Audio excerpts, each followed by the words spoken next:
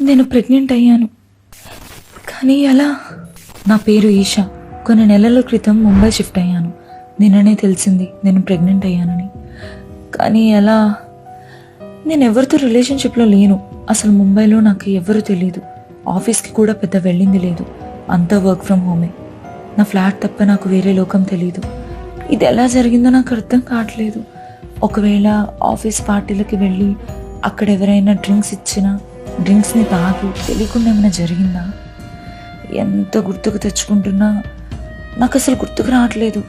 కానీ ఆ ఛాన్స్ కూడా లేదు. నేను అసలు ఆఫీస్ పార్టీలకి వెళ్ళాను.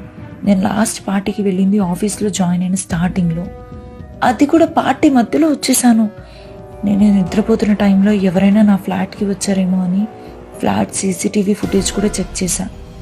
దానిలో కూడా ఏమీ లేదు.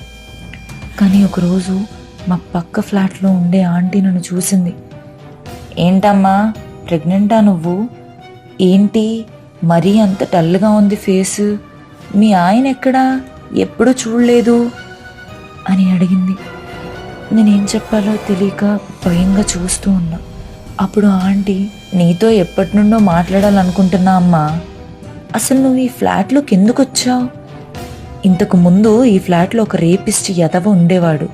వాడు సూసైడ్ చేసుకుని చనిపోయాడు అని అనింది. అంటే నా ప్రెగ్నెన్సీకి కారణం